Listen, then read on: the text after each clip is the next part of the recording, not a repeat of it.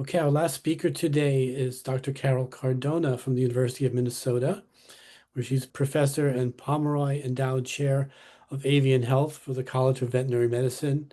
Dr. Cardona has a DVM degree from Purdue University and a PhD degree from Michigan State University and is diplomate in the American College of Poultry Veterinarians.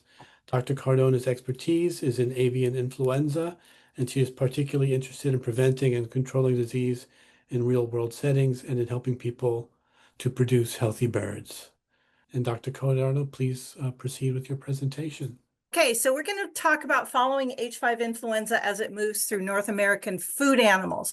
So I think, Dr. Crawford did an amazing job, but I have to say she's a veterinarian, but she's not a food animal veterinarian. So I think there's some differences that I'm probably going to have with you as we go through this. But if you ask 10 veterinarians one question, you're going to get 10 different answers. So this is one of those situations. So let's talk about what we're going to say. I'm going to talk about the initial incursion of goose Guangdong H5 influenza into North America. That was actually in 2014 in commercial animals. So Dr. Crawford said it was 2021. I'm going to remind you about 2014. Then we saw the return of the virus in 2021 and its path to endemicity. Now we're in a phase of expansion of hosts. We're seeing new pathways of spread and maybe new reservoir hosts. We're also going to talk about options for H5 influenza control in animals. And then we're going to address some of those frequently asked questions, which, can be kind of problematic. So the initial outbreaks of goose Guangdong H5 in North America, 2014-15, and I'll say it was H5N2. So I will just tell you the H5 is the important part. So we often refer to this as H5NX because if you focus on N1, it overlooks many of the important things that have happened in the history of this virus. So the H5 in North America in 2015, 14, 15, and that was an H5N2. So we saw this classic epidemiological curve. We saw an introduction along the West Coast in wild birds and backyard flocks. We then saw first commercial incursion in Minnesota when everything was frozen solid. We still don't, to this day, don't know how that happened. And then we began to see these cases that sort of exponentially increased. And as we got control of the disease, we eventually eliminated it along about in June of 2015. And that was done through the control method of stamping out. So how did that work? We initially saw turkeys were infected, and then later in the outbreak, we saw that layers were infected. So we thought, well, turkeys were the susceptible host to duck viruses, and they introduced it to layers. But in this paper from Justin Ball and his group, we can see that chickens, so this dark arrow indicates the directionality. Chickens actually wound up infecting turkeys in Minnesota and particularly down here in Iowa. And although the turkeys preceded temporally the chicken infections, the directionality is determined by the amount of virus that was produced on those large egg-laying complexes in Minnesota and Iowa, and our failure to have in place at that time good procedures for stamping out. We simply were overwhelmed. So 22 cases in a day, there was simply no way to use one foaming apparatus to kill that many birds. So it was just not possible. And so we had birds that were infected on the ground for far too long, allowing the infection to spread to the entire farm and thus produce a lot of virus. And then we simply couldn't keep up with it. Okay, so stamping out worked in 2014-15 because the virus was introduced by wild birds probably more than once into commercial poultry, but the commercial poultry then perpetuated the outbreak. So by stamping out 50 million birds, we were able to eradicate the virus and end the outbreak. So let's look at 2021 and the path to endemicity. So endemicity in wild birds is what I'm talking about. So what we can see here in this excellent analysis done by Louise Monclaw and her group, that at every branch of this phylogenetic tree, we see this dark blue. Dark blue represents wild birds, primarily wild waterfowl. In this green color, which we see interspersed throughout, those are poultry flocks. But because these branches are primarily led by the blue, we know that this is an outbreak driven by wild waterfowl and not by poultry. So poultry in this outbreak are victims, not perpetuators. So the source of the current outbreak are wild waterfowl. So that means that stamping out poultry prevents farm-to-farm spread, but it doesn't end the outbreak because they are not perpetuating the outbreak. We're not doing anything to control the outbreak in wild waterfowl. So we've had 170 million birds depopulated with no end in sight. 150 million depopulated because of wild bird infections. Another 20 million infected because of bovine infections. So now we're in a period of expansion of hosts. This is a great illustration of this idea that influenza A viruses, like naive hosts, given an opportunity, they will expand into naive hosts. Now, this is 2 years old, and it's already dramatically out of date. There are no cattle on here. There are no goats. There are no alpacas. There are no bears on here. So it's missing a lot. But if we remember this fact that influenza A viruses, like naive hosts, and given the opportunity, they will spread to them, we can begin to understand what's going on here. This expansion into new hosts, into naive hosts, is simply what the virus likes to do. So I've heard many, many times people say, we didn't anticipate that cattle would be infected. We maybe couldn't have anticipated cattle specifically, but if you asked a different question, would you anticipate another host would be significantly infected with this virus? The answer among the flu community would have been resoundingly yes. If you ask it today, the same question, the answer is again yes. So I think we cannot forget that influenza A viruses, like naive hosts, the anticipation of which host is beyond what we currently know, but that it will emerge in another host is undoubtedly true. So more than 50 mammalian species. Now, Dr. Crawford said 200, and I don't doubt her count, but I counted 50 plus mammalian species have been infected with H5N1. So when we look at this infection map, this is an infection map of dead animals primarily, okay? So this is severely clinically infected plus virologically positive animals. This does not include serologically positive animals or animals that may be subclinically infected, of which there are many. So I think you need to remember we are not conducting surveillance among wild mammals in a systematic way. We are doing it in a convenient way. So what we know about flu hosts, I estimate to be about 10% of what is actually out there. So there are approximately 2,000 avian and 1,000 mammalian hosts in North America.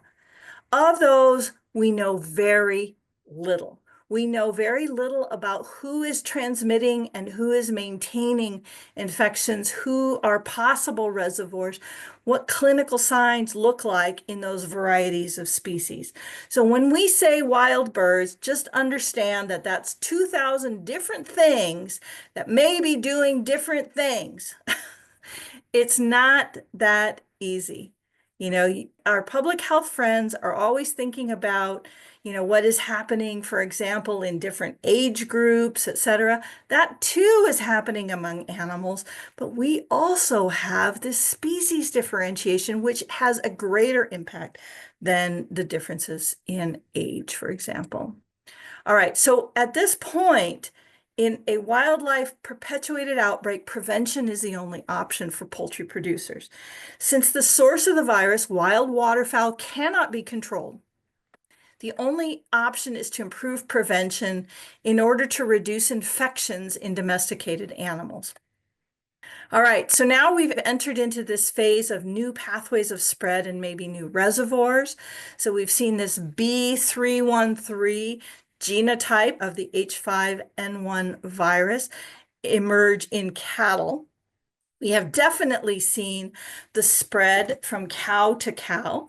We've not only seen it, I will differ with Dr. Crawford here, we've not only seen it among dairy cattle, but we've also heard about abortions in other species. In addition, we've seen a similar infection among goats here in Minnesota, a different genotype of the virus. This alerts us to the fact that livestock may be susceptible to infections with H5N1.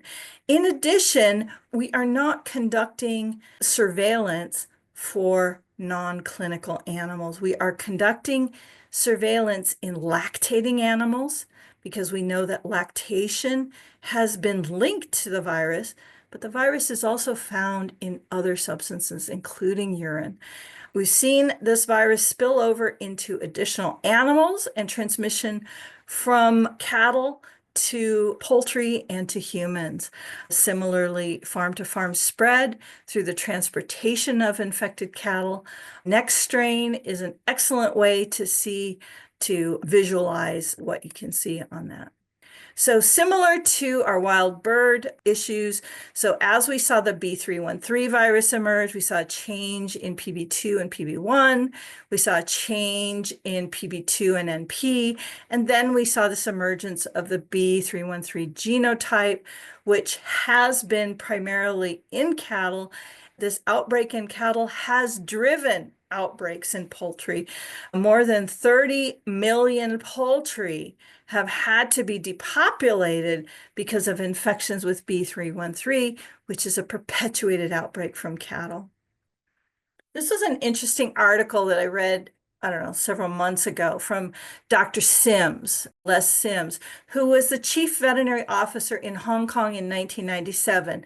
So, you may recall that 1997 was the first time that we said, oh gosh, avian influenza birds can directly infect humans. Before that, we didn't think it was possible. So after that paradigm shift, things became a big deal. So in 1997, he was the one who eradicated H5N1 from Hong Kong.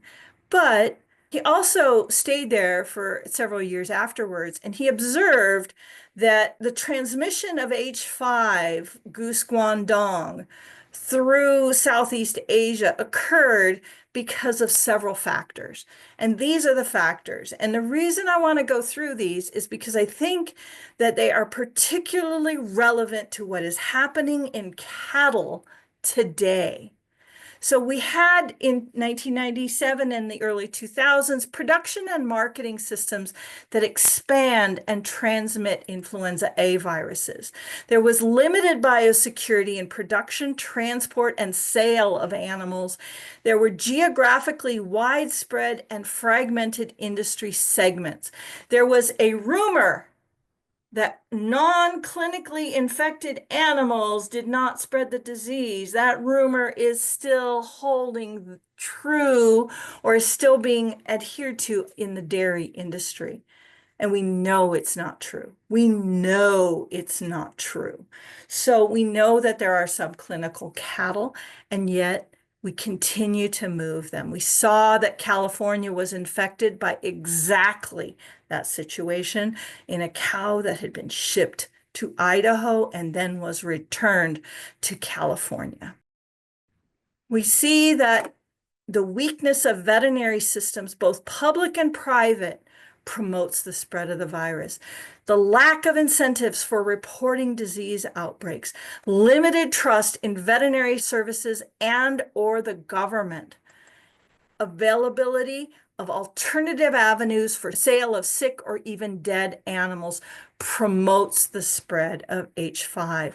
So in recent studies, we have seen that the cattle are actually quite sick with H5 influenza. So Dr. Crawford described something, a syndrome that I think we have rarely seen.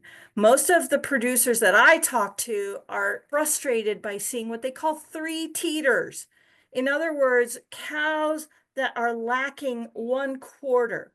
So influenza infection has damaged a part of their mammary gland and they're unable to produce milk in that quarter anymore. So other studies have demonstrated that there's approximately $1,000 lost per cow with an influenza A virus infection in them. In addition, most of these cows are surviving because they're getting significant supportive care. So drenching, significant amounts of drenching and hand-by-hand work with those animals. So it's not a minimal infection. It is a survivable infection, sort of like humans, right? You feel like you want to die when you get the flu, but you don't. And that's sort of the way they feel, I think. So let's talk now about the options for the control of H5 influenza in animals. Stamping out is what is done today. So after the identification of a positive case, all poultry on a premises, which is defined as a farm, are rapidly depopulated to prevent the spread of the outbreak. Now, this is an egg production farm. There are more than 5 million birds housed in these barns. So this is extremely large. But you can see, or perhaps you can't see, but along the front end of these barns is the egg belt. The egg belt brings eggs laid by the hens in these barns together. It's a common airspace and it brings them together into this egg processing facility.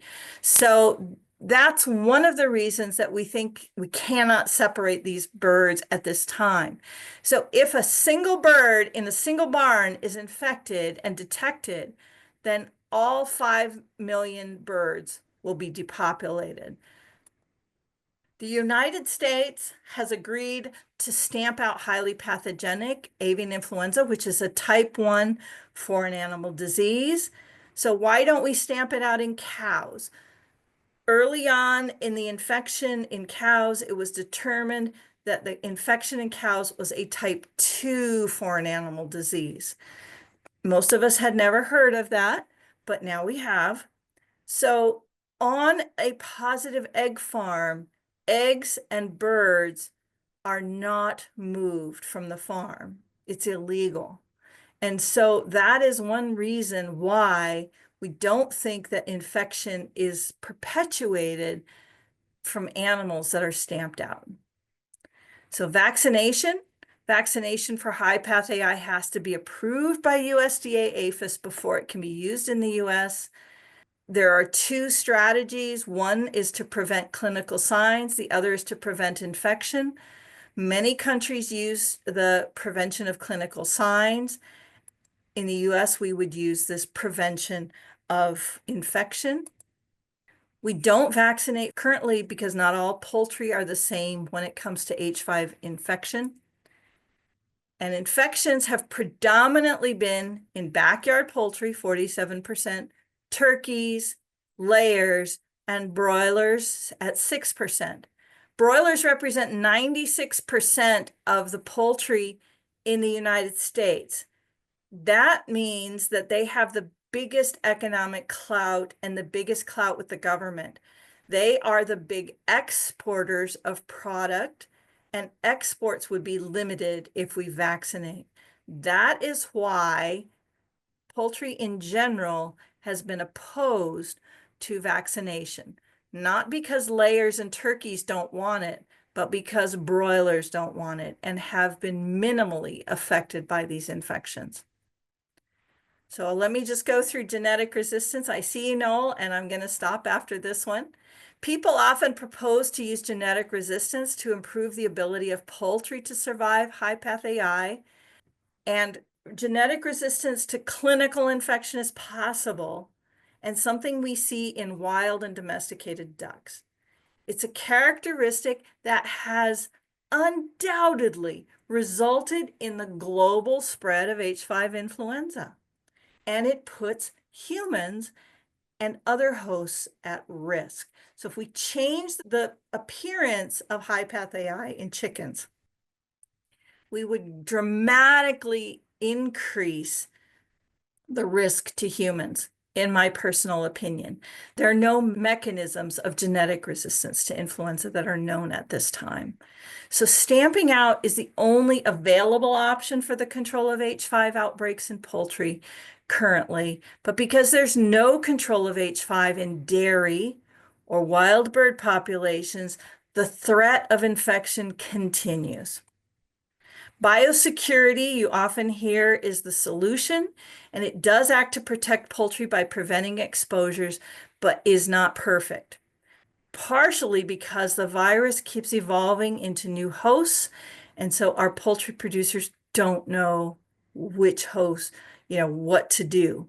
So prevention, we need the science behind that prevention. And vaccination seems like a good option, but economic consequences need to be addressed before that can be made available. So here I have some frequently asked questions, which I can do later. I just want to end with our friend Nancy Cox, who always said, if you've seen one flu season, congratulations, you've seen one flu season. So flu is that ever-changing thing, and we need to adapt because it will adapt. So I'm happy to take any questions. Thank you, Dr. Cardona, for your fascinating presentation. Are you saying that the ducks are carriers? They're not all dying from it? Is that? Oh, for sure. Yeah, so that, And we have very little information on what other species really are carriers because we have done few serologic surveys. So Dr. Crawford mentioned, that cats, it's always deadly in cats. I beg to differ because we've got serologic evidence in cats not published yet. Hunting dogs that retrieve greater than 1,000 birds per year do have serologic evidence of H5 influenza. So I think H5 influenza is something that's out there. When we start to look at different diagnostic tests and different criteria for a case, if a case is an animal that is shedding virus and that we find shedding virus, we've got exactly what the picture shows us. But if we expand and think about animals that we don't catch in that moment or don't die or don't look like something that, gosh, a human should go out and intervene with, yeah, then we don't know. yeah. Reminds me when they started seeing COVID in deer and things like that. Right, It's kind of out of the blue. right, Nobody knew what that was going on there. right. Okay, well, thank you so much.